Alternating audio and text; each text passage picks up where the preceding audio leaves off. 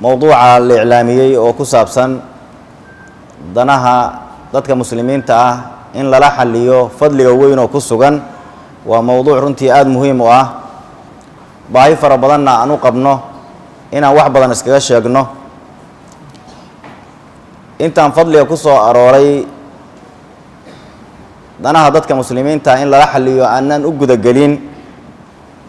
وحنس حسوسنا إن هدية اللي يرهدو لبا الريموت أرنت كوباد وحي تهي danta dadka lala xalinahay oo fadligu uu ku soo arooray inay tahay mid sharcigu ogol yahay maxay yeelay hadii danta aan sharcigu ogolayn inaad wax ka fududaydahay ayadaaba dambi ah Allah wuxuu leeyahay subhanahu wa ta'ala wa ta'awanu 'ala al-birri wat-taqwa wa la ta'awanu 'ala al-ithmi wal-'udwan hadii nin darogeysta ah oo cabtooy ah oo khamradii iyo jaadkii uu gooyay inta ku yimaado oo ku yiraahdo maanta waa iga qasan tahay tubaakadii iyo sigaarkii iyo jaadkii iyo khamradii waxaan ku gatana waa weysanahay dhibaato badanna waa ay haydaa dhibaatada maanta iga fuji jaadka iyo qaad maanta haduu ku yiraahdo dana hayda waa run laakiin dantaasu dan in lagu kaalmeeyo oo mudan yahay ma aha haddaad ku kaalmeydana waxaad noqonaysaa cala al-ithmi wal-'udwan qof ku kaalmeeyay arrintaas waa arrinta koobaad oo marka hore baraarujina arrinta labaad oo aan baraarujina waxay tahay danuhu waa kala duwan yihiin qaar kamid ah qofku daruura u hayda ama waaba u nafbaxa oo kama noolaa karo qaarna waa ka noolaa karaa laakiin waa u baahan yahay qaarkii qofku daruura u haydo oo uu ka noolaa karin in qofka wax lagala qabtaahi sunna maahane waa waajib hadii wax lagala qabo waayana waa la dambaaba tusaalahaan hadii qoyska dariskaada ah oo caawada qadaayo oo gaajo ku seexanayo gaajadaasna uu dhibaatoonayo adna wax ilmahaada iyo adu waxaad cuni lahaydeen ka soo hara ay guriga ku yaalaan ama aad meel ku ogtahay waajib cayniya waxa kugu ah qofkaas inaad wax ka siido waxaad qofkaas inaad wax ka siidaa waajib kugu ah war male midaas qof deyn loogu dhagan yahay deynkan aad iska bixi karin lana dhibaateena hadaad aragto deynkan aad ka bixi karto waa inaad ka bixida hadii la yeeli waayo ee qofkiina shaygii oo u baahnay oo u dhinto naftu uga dhacdo annagoo hayna qofkii waxaan ku badbaadi lahayn aanan ku badbaadin culimada muslimiinta qaar kamid ah waxay qabaan qofkaas diyadiisa in lagu leeyahay hata waxa asagu oo u dhimanayo adigu aad hayde hadana aad wax ka sii weyday oo wax uga qabo weys hadii laakiin arrintu ay tahay arrin xaaja ah oo qofku oo danahu leeyahay daruurana aan ahayn oo arrintu daruuro ahayn xaajaas qofka in la fududaydahay intay la ajri leedahay intay la ajri agtahay waxyaabo fara badan oo adilla ayaa arrintaas ku soo arooray qayb kamid ah adilladaas aan sheegi doonaa hadii la yiraahdo waana soo koobi doonaa maadaama waqtigu kooban yahay nabigu wuxuu sheegay calayhi salaatu wasalaam qofkii qof walaalkiisa xaajadiisa u istaaga oo xaajadiisa u quma in ilaahay asagana xaajadiisa uu qumayo iyo dantiisa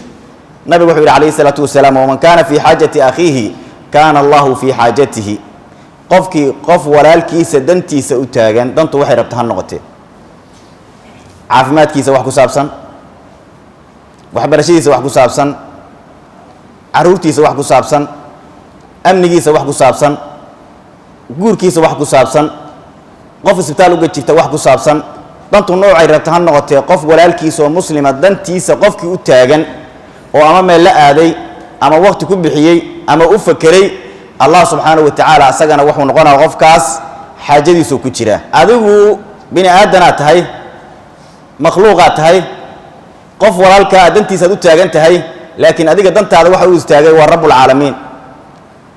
marka danta walaalaha aad u istaagto oo wax kala qabato waxaad ku helaysaa rabbul caalamiinka oo adiga laftirkaada danahaada wax kala qabta danahaaduna aad u fara badan yihiin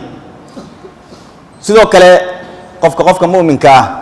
kurbooyinka adduunyada wax kamida ka fayda nabigu wuxuu sheegay calayhi salaatu wasalaam asagana in ilaahay uu ka faydaayo kurbooyinka maalinta qiyaamo wax kamida man nafasa an mu'minin kurbatan min kurabi dunya nafasa Allahu anhu kurbatan min kurabi yawm al-qiyamah nabigu calayhi salaatu wasalaam waxaad bixiday waxaad helay intii isku jiraan bal fiiri qof mu'mina oo walaalkiisa kurbooyinka adduunyada noocay rabaan ha noqdeen wax kamida hal kurbaba Allah ka dhigay oo kurbooyinka adduunyada qofkii qof walaalkiisa ka neefiya hadday lacag ku saabsan lacag ka bixiya oo hadday waji ku saabsaneed wajigii bixiya oo hadday cudud iyo gacan ku saabsaneed gacantii bixiya Allah subhanahu wa ta'ala asagana wuxuu ka faydaa kurbooyinka maalinta qiyaamo kurba kamid uu ka faydaa sidoo kale nabigu wuxuu sheegay kaleey salaatu wasalaam qofka dhibaataysan qofka wax ka fududeeya in ilaahay subhanahu wa ta'ala asagana maalinta qiyaamo dhibabka laga fududeynayo hadaad rabto dhibabka maalinta qiyaamo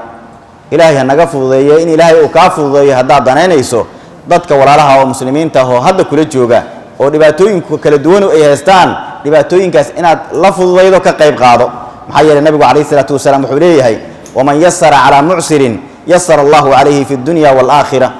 qofki qof mu'min ah dhibaato haysata dhibaatadaas u dayn lagu laha ahaato xabsi uu ku jira ha ahaato ilma maarata ka dhibaataysna ha ahaato caafimaad uu raadinay ha ahaato wixii rabta ha noqotee qofki qof muslim ah oo dhibaataysan dhibaatada ka fududeeya asna ilaahay maalinta qiyaamo ayuu dhibabka tirada badan ilaahay ka fududeeya subhanahu wa ta'ala sidoo kale hadaa doonayso in ilaahay maalinta qiyaamo iyo maalinta adduunyada aad joogto labadaba adduuniya qiyaamaba in ilaahay uu ku kaalmeeyo dad rabto walaalaha kaalmeey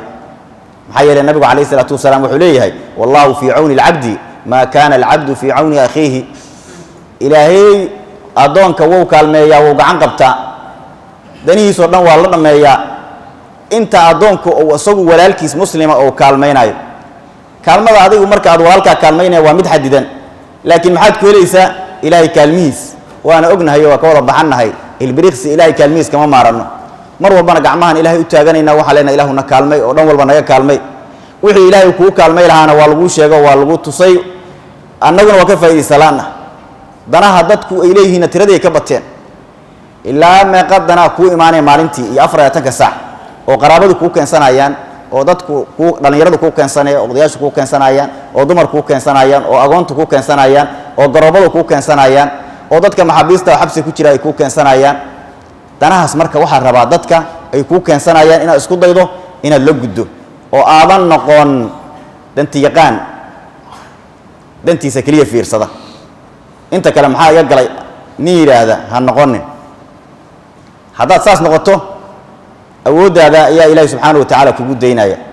laakiin hadaad danaha dadka wax ka qabato ilaahay subhanahu wa ta'ala adna danahada wax ka qabana wallahu fi auni al-abdi ma kana al-abdu fi auni akhihi irhamu man fi al-ardi yarhamkum man fi as-samaa'i nabiga kaleey salaatu wasalaam waradinka dadaho oo adoomadahi kuwa dhulka jooga oo adoomada ilaahay u naxariista ilaahay cirka jira adinkana idin naxariiste wax yar bixiya wax badan aad faa'iidaane dadka ugu khayrka badan inaad noqoto hadaad rabto maxaa lagu noqdaa waxyaabaha lagu noqdo waxa kamid ah inaad dadka anfacdo nabiga kaleey salaatu wasalaam waxa la weydiiyay man khayrun nas nabi maxamed su'aashan la weydiiyay jawaabta si fiican u dhageyso dadka yaa u khayr badan aan la yiri nabi maxamedow markaas nabigu kaleey salaatu wasalaam anfa'u nasi lin-nas dadka waxa u khayr badan midka dadka ugu anfaci og samafalaha ah danaha bulshada ka shaqeeya samafale noqo marka dadka u samafal dadka gacan qabo waxyaabaha nasiib darrada waxa kamid ah in anagu haddaan Soomaaliin noqon muslimiin nahay samafalayaasha aan ku tilmaano gaalo oo aan hay'adaha samafalka hadaan nira yaa loola jeedaa isleediin hay'adaha samafalka waxaan ugu baaqaynaa saas hay'adan waa hay'ad samafal isla markii dadka waxa u soo daadagay ku soo dhacaya laan qaybta casiyo hay'adaha gaalada iyo hay'adaha kristanka iyo hay'adaha maaragtay kaniisadaha ka yimaada iyo gaalada yaan ugu soo dhacays annaga maxaa noo diiday samafalayaal inaan noqono oo dadka u samafalno dadka gacan qabanno qaraabada gacan qabanno oo dadka tabaalaysan gacan qabanno oo qofkii dhakhtar u baahan dhakhtar ka dhiibno oo qofkii qalliin u baahan aan qalliinka ka gacan qabanno oo qofkii guur u baahan aan la guurino oo qofkii islaamka ku umushaan islaanta loo umul bixino xataa maxaa noo diiday waxa naga hortaagan waa maxay inaan samafalayaal noqono maxaa noo diiday oo dadka ugu khayrka badan aan noqono see samafalkuba waa diinta islaamka waxyaabaha ay boorisay sidoo kale hadaad rabto Allah subhanahu wa ta'ala dadka ugu jecel yahay inaad kamid noqoto dadka waxtar maxaa yeelay nabigu wuxuu kaleey salaatu wasalaam ahabbu an-nasi ila Allah anfa'uhum lin-nas dadka ilaahay uu jecel yahay warkan si fiican u dhageyso dadka ilaahay uu dadka u jecel yahay waa dadka uu anfici og dadka kale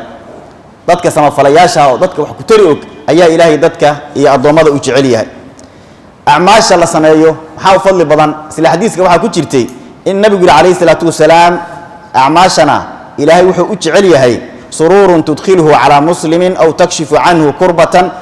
أو تقضي عنه دينا أو تطرد عنه جوعا أحب الأعمال إلى الله يا نبي كورم عليه الصلاة والسلام أعماشي وحيابها الغبطو وحا إلهي وجعلي هي وحا كوكا فرحات أتقف قليدو مسلم أتكفر حيدو وحو سمليسين سي قفك أي في سي وحو الطور قرقيس وحو لك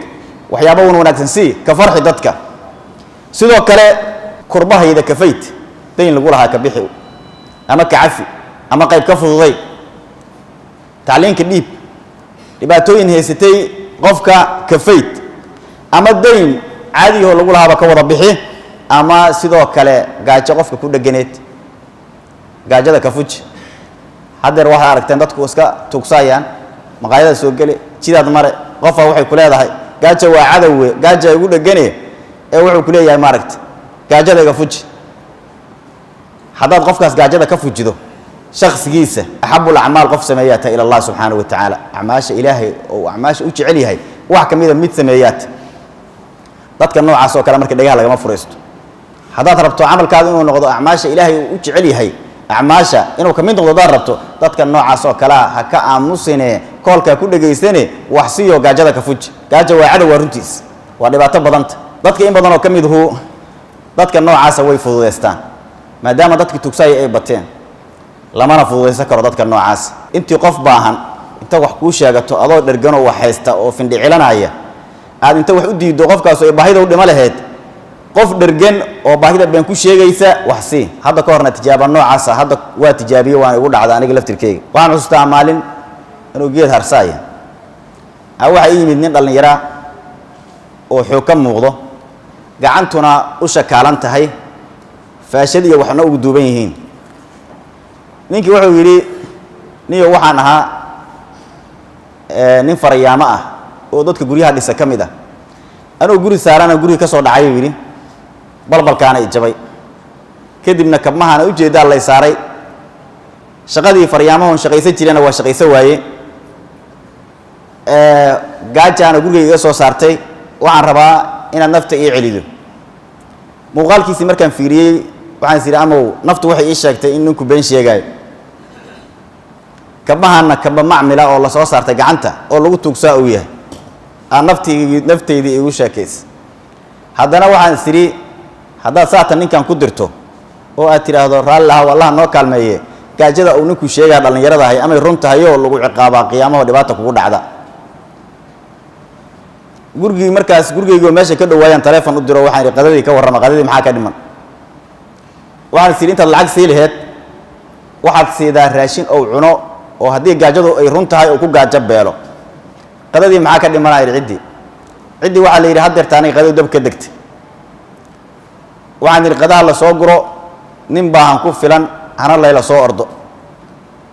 qadadii waa la soo guray iyadoo kulula la keenay ninkii yaa la hoos dhigay qadeeyaan iri waa tani haddaad baahan tahay ku baahi beel qadada runtii ninkii markuu qadeeyey oo qadadii dhameeyey wixii meeshaas ka dhacay wax laga naxay ahayd ninkii qadadii waa dhameeyey dhididkii asaga ka baxana weelkii xataa waxbuu weelkii wax badana ku daayo dhididkii asaga ka baxay markuu qadadii dhameeyey mar allaala markaan arkay ninkii soo qadadii u dhameeyey iyo soo dhiiday markuu qadeeyey kadib markaan arkana waa naxay maxaan ka naxay haddaan ninka sidii hore ku diri lahaa ninku wuxuu sheegay runay ahay inuu jaban yahay allahu aclam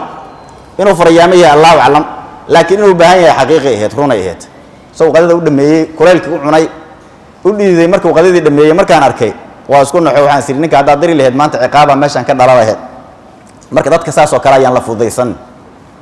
waxaa kaloo khatar ah mararka qaar qof baahana ku imaanay wuxuu ku leeyahay walaalo waa baahana iyada laftirkeedu waxaa laga yaabaa waa baahana markuu ku yidhahdo haddaad tiraa qadeey ee uu ku yidhaahdo qada aan kaligay qadeeyaa waxay u tari maydee ilmahaygaan baahi iyo islaanteydaan baahi uga soo tegey islaantiina waa umulay aheed iyo kadaa fulaanay aheede waxaad isiido aniga iyo ilmahaas ay noogu filaadaan lacag ahaanoo si aan ilmihii hortood wax cuni karee aan ilmihii waxay aad isiido wax ka siiya hadduu ku yidhahdo ha dheeshanin ha u qabin inuu jaad keliya kala baxa ha u malayni inuu tubaa kala baxa keliya ha u malayni inuu guriga kaa dhisaa keliya ha u malayni ninkan waxa markuu kuu sheego dad baahan uu kuu sheegay ama raaco soo xaqiiji wixii ama wixii aad haydo ilaahay ku siiyay si wax waa lagu sheegay sidoo kale nabigu kaleey salaatu wasalaam isla xadiiskan wuxuu yiri wala an amshiya مع أخ لي في حاجة أحب إلي من أن أعتكف في هذا المسجد شهرا وعيري إن أنقف ولا الكي أن راعه ساندنتي سأسوفريو أوحي إيجا فضل بضنته إلى النبي عليه الصلاة والسلام مساجد كان أنشوه مسجد المدينة هل بيلنا نكون اعتكاف كوا متكي شيخ عبد الرحمن هذا ونقلها الله مركي محاضرة وإعلامنا يقول هاي مساجد كلونا قالوا اعتكاف لنا يست مغربي 20 تكلح إذا مساجد كفر إذا واضح تريبك يكوه هيدو هل بالإن مساجد لا دحفر ليه هذا ما لينا ديبك إلى هذا وبدنيا ديب كيدو أجر كيدو وبدنيا مسجد كنا مسجد كي مسجد الرؤوف وحمر كويا لما هي ومسجد كي النبي عليه الصلاة والسلام ومقالة المدينة كويل هل بإن أكون اعتكاف النبي محمد الله عليه الصلاة والسلام وحا إيجا فضل بدن قف ولالك يا مسلمة إن بنتي سأسو جدو أيا إيجا فضل بدن والنبي عليه الصلاة والسلام هذا دنا بدن مركب قفك ولالك أسو جدو محاهم ملاينة وردناها مركب ولالها مسلمين تا أول جدو يعني ليشنن أجر فربنا كسوغانه بس الحديث كما حكوا جرتا ومن مشى مع أخيه في حاجة حتى يثبتها له ثبت الله قدمه يوم تزول الأقدام قف ولالكيسا حاجديسا يدنتيسا أوستاغسي أو دنت أغفريو راعنا إلا ودنتي لحقيتيو إلهي يا أساقنا قمديسا كسوغا للك مالنتا عبوه أيسر للك قبنينين أو مالنتا قياما هذا قف ولالكا دن لسو حليدو دنتو ماشي ربط قفكا كلا قشي الله قشي أنا قفك كرب تاجناتو لا دنت أتكلم حليدو واحد وقت أنا مالين تقيامة إن عجاه هذا يلوه هذا لولك لو سوايو ومالين أتبعت بدن أقبته إن عجاه هذا لولك لو سواه سما فليال مرك أن نغنى ودتك أنو سما فلنا حدا دتك أسما فلنا أن أجانو إلهي نحريس يسويني نودوده محيي الله سبحانه وتعالى وحليه إن رحمة الله قريب من المحسنين نحريست إلهي أن أوضى بهناي الله وحوليه وحي ودوده وكابي أسارنتاي ذاتك سما فلياشا وخلقي الضمضة أسما فلاء محسنين تا سيدوك النبي محمد عليه الصلاة والسلام قفك واكستو بريه حبين والبو حبينها تلكي سكميدا إن صدق الله ويالناي وحيابها صدقوين كاس قفك أو بحا أيانا وحا كميدا لو قفوا ذو قفك هشيسيو نبي وصدقوا ويري قفك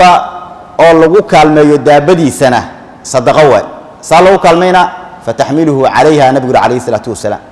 دابد إن لقوا قاضوا الكر لقوا قاضوا الله ساروا بهاي قارجعن لقوا بابور لساري ربي أسوي اسمه ساري كرو أما كلمة بهاي كلمة وصدقه سوى كله أسوي دابد وسارين قف كاني لكن بعد وكجل دابد دي كجشيء شوف وياه أو إن الريح يجيب لوك عشيء وبعنتاي للريح لكعي بعد كلا صار وحنا بجاج هالنقدين أما بابور عادي هالنقدين وصدقة هالرافع وحيابها سوكله ضدك مركب الله كلمة ياهي صدقوين كلا بحية كم تاي وعن قصو جبينا ضدك الله كلمة يلا سما فلاهي وضدك وناكسن دقن كوده ودقن كي أنبياء إلهي وحكى أنت إسكديد أنبياء إلهي أنت رسول الله قدين دقن كي لجويا قانا ويكون دقن متيرين ضدك إن كلمة يوها نبي محمد عليه الصلاة والسلام مركب أبوه ريده وحي قال وسودة شيء ملك جبريل عبار ما توشي وكسوع عرّي ويمد خديجة وحاسي سيهت خديجة وحي وجيدين منك ورقة من نوفل أنت ورقة وجيني المركع أي نبي قلبي يسدج عليه الصلاة والسلام مركز وحي تري إلهي مكه جنا يولجا محيي لي تذكر إبعتي سنة عن قبتها حيابه شيء قبل رأس النبي كل شيء عليه الصلاة والسلام تلمامها النبي كل شيء وحا كميدها تذكر تبالي سنة وقعن قبته مرتدى إنه مرتقاضه ضدك ما رجتي دباتته هيضه إنه أجرجاره أي نبي كل شيء عليه الصلاة والسلام مركز كهرنا النبي والنبي ما هين هذه القرآن كوجه الرجل الجسود شيء ومركي الجسود شيء أو صاع عربي أيده ويمد خديجة رضي الله تعالى عنها مركي خديجة أي قلبي يسدتينه وحك وقلبي دجينا وهو نبي هو سميتي عليه الصلاة والسلام markii nabiga laga dhigay kadibna hadith wala haraj qaabku dadka uga canqabay warba marhay waligiis nabiga inta wax la weydiiyay ma yaaba madhin cimrigiis gabar u iimaanay adoon ah markaas ay gacanta magaalada Madiina iska dhex qabeen nabiga kaleey salaatu wasalaam markaas ay waxay u waday danteeda inuu u soo dhameeyo waa gabarde adoon ah danay kale nabiga kaleey salaatu wasalaam markaas nabigu iska raaca duqa juusa nabiga u soo fartiin diranay markaas nabigu iska tagaa kaleey salaatu wasalaam markaas danteeda u soo dhameeyna duqwayeelo annaguna maanta waad aragteen hadii madaxuna wacdo ama dadka dhamo ay goobaana wacdaan inaan aadna waa laga yaabaa laakiin dadka taagta daran oo duruufaysan oo ama dumarka ah ama garoobada ah ama agoonleyda ah ama jiisaska ah ama naafada iyo noocyada kale ah indhoolayaasha wax la midka ah waad aragtay marayada laga dalacda nabi maxamed calayhi salaatu wasalaam laakiin dhaqankiisu saas ma ahayn nabi muuse calayhi salaatu wasalaam markii uu ninka qibtiga ku dilay masar lana ogaaday nabi muuse calayhi salaatu wasalaam falkaas uu geystay nabi muuse waa ka cararay magaalada iyo dhulka masar waa ka cararay meeshii madyan heedow aaday madyan markuu tegey maxaa dhacay ceelkii madyan markuu kor istaago koobaadba nabi muuse calayhi salaatu wasalaam wixii dhacay ilaahay ka sheekeeyay suuratul qasas allah wuxuu leeyahay subxaanahu wa tacaala walamaa warada maa'a madyana wajada calayhi ummata min annaasi yasquuna wawajada min duunihim imra'atayni taduudaani qaala maa khatbukuma nabi muuse markuu magaaladii madyan yimid magaalada ceelaa ku yaalle ceelkiiuu yimid ceelkiiu lacaba oo lagu garbootama oo heestu ka dhacehu yimid oo geelaya lo-da iyo ariga iyo noocyada kala duwan laga waraabinayo ceelkii intuusa gaarina wuxuu arkay laba gabdhood oo aad u xishood badan oo ari horaaya markaasaa nabi muuse wuxuu ku yidhi maa khatbukuma shaanigiinu waa maxay labadiinaan gabdhoodu nabi muuse markaas nabi maaha weli gabdhihii maxay ku jawaabeen qaalataa laa nasqi xataa yusdira aricaau wa abuunaa shaykhun kabiir labadii gabdhood waa jawaabeen waxay dhaheen ceelkan waa lagu garbootama waa garab iyo xusul iyo jilib annaguna gabdhaan nahay ceelka iyadoo dadka xoogga lahu aysa xoolahooda ka waraabsan oo aysa xoolaha kala fulinna annagu ma waraabsan karno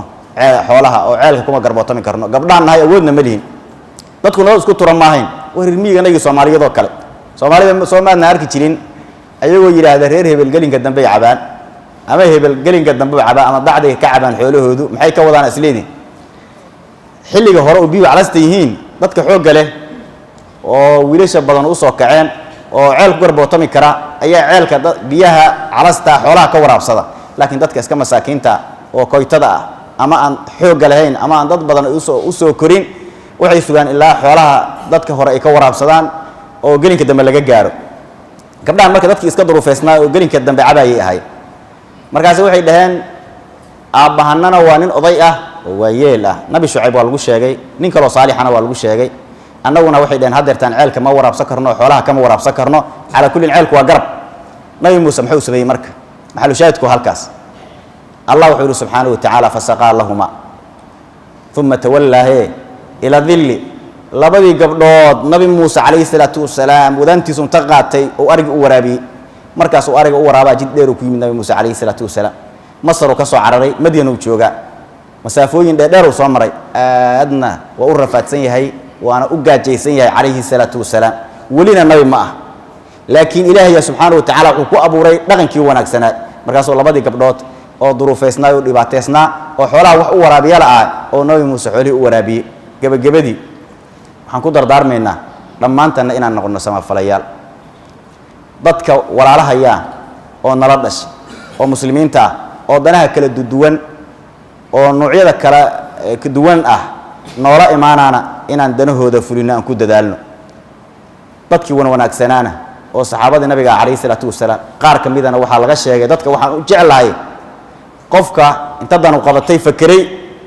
kadibna lugta lulay yiri dantan yaa kula fuli kara ee aniga ii soo doortay danta inaan la fuliyo